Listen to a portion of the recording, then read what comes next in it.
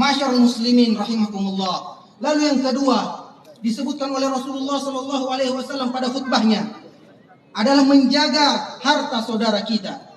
Menjaga harta teman kita, tetangga kita, satu warga dengan kita, satu komplek dengan kita, jamaah masjid dengan kita. Menjaga harta adalah prinsip menjaga ukhuwah Islamiyah yang digariskan oleh Nabi sallallahu alaihi wasallam pada saat Idul Adha 15 abad yang lalu. Kenapa? Karena ini adalah pemicu. Harta adalah hal yang sangat sensitif, menghancurkan jangankan sesama warga kompleks. Ayah bunuh anaknya, anak bunuh ayahnya, ayah membunuh anaknya gara-gara masalah harta. Oleh karena itu masalah harta harus kita jaga. Kalau kita ingin menjaga ukhuwah Islamiyah, ma'asyarul muslimin rahimakumullah. Siksa yang sangat pedih digambarkan oleh Allah Subhanahu wa taala sebagai contoh orang-orang yang memakan harta anak yatim. Disebutkan oleh Allah Subhanahu wa taala dalam surat An-Nisa ayat 10. Allah Subhanahu wa taala berfirman, "Innal ladzina yakuluna amwalal yatama zulma innama yakuluna fi butunihim nara wa sayaslawna sa'ira." Sesungguhnya orang-orang yang memakan harta anak yatim, apakah itu keponakannya, apakah itu keluarganya, apakah itu sepupunya, ketahuilah bahwa apa yang dia ambil, apa yang dia makan adalah sesuatu yang dia masukkan ke dalam perutnya adalah api neraka Allah Subhanahu wa taala. Kemudian kata Allah Subhanahu wa taala, "Wa sayaslawna sa'ira." Kemudian dia akan dihempaskan di neraka Allah Subhanahu wa taala. Maka hati-hati kita dalam masalah harta. Jangan sampai ada harta yang masuk di dalam mulut kita, walaupun berupa makanan-makanan yang memiliki cita rasa yang enak. Jangan sampai kita masuk ke dalam diri kita perkara-perkara yang diharamkan Allah Subhanahu wa taala. Karena Nabi sallallahu alaihi wasallam bersabda, "Kullu lahmin nabata min suhtin fannaru aula bih." Setiap daging yang tumbuh dari harta yang haram, harta perampokan, harta pencurian dan harta yang dimakan tanpa hak, maka neraka lebih pantas untuknya. Allahu akbar. Allahu akbar. Allahu akbar walillahil hamd. Lalu prinsip yang ketiga yang dijelaskan oleh Nabi sallallahu alaihi wasallam yaitu kehormatan dan perasaan saudara kita. Harus kita jaga, tidak boleh kita lecehkan. Sebagaimana Nabi sallallahu alaihi wasallam bersabda, "Sibabul muslimi fiskun, sibabul muslimi fusukun wa qitaluhu kufr."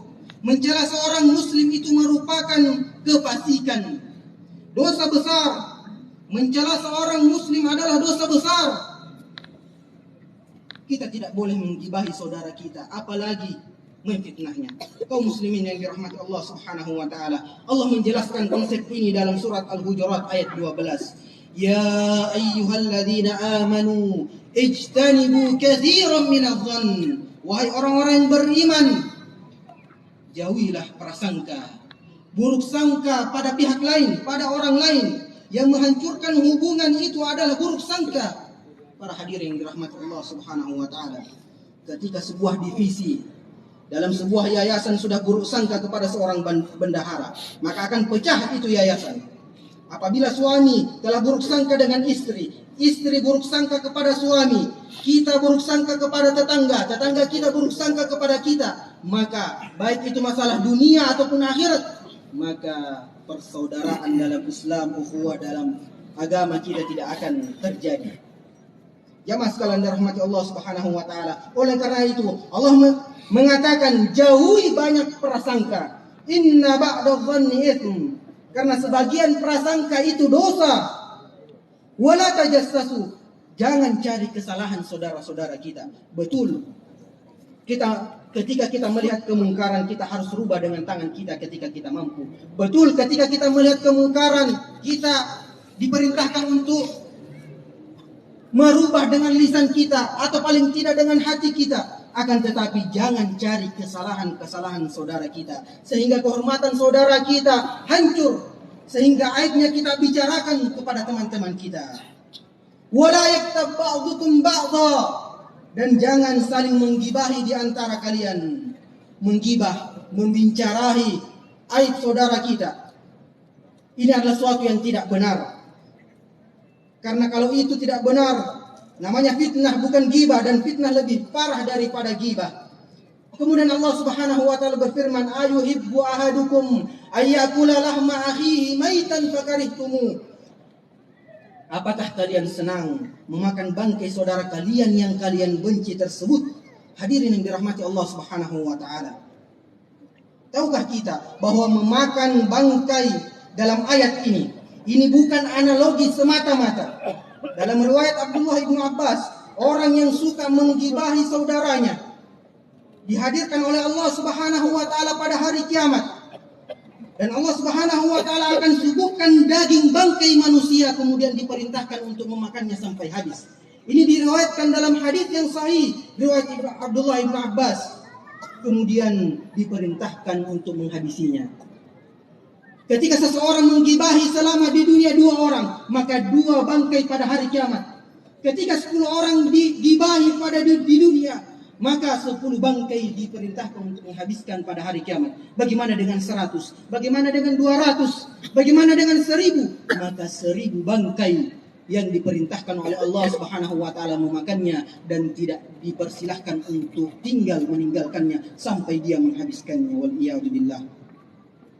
Oleh karena itu, masyarul muslimin, masalah kehormatan itu mahal, kehormatan itu mulia. Jaga kehormatan saudara kita, jaga kehormatan tetangga kita, jaga kehormatan warga kita. Jangan kita melempar isu, jangan kita membicarakan aibnya, walaupun kita tahu dia benar-benar melakukan hal tersebut.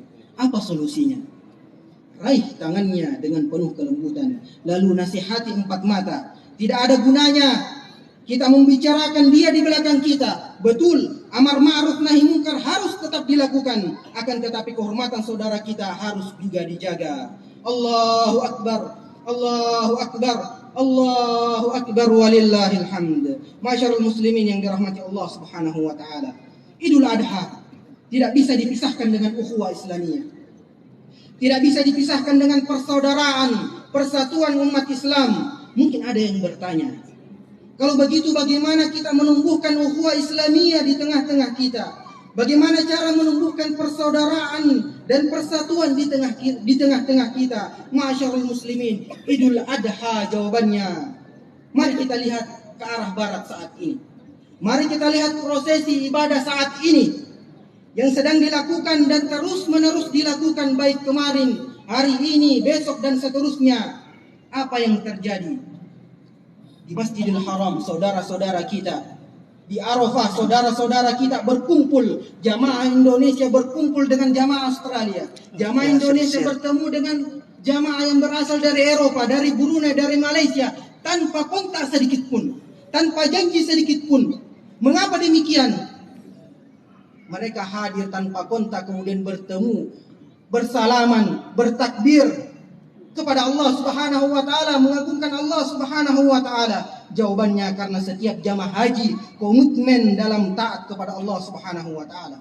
Jamaah haji komitmen dalam mengikuti sunnah-sunnah Rasulullah sallallahu alaihi wasallam. Ketika jamaah haji Indonesia berusaha menjalankan perintah Allah Subhanahu wa taala dalam surat Ali Imran ayat 97, walillahi 'alan nasi hajjul bait man istata'a ilaihi sabila. Sesungguhnya salah satu hak Allah yang wajib ditunaikan oleh manusia adalah pergi haji jika mampu.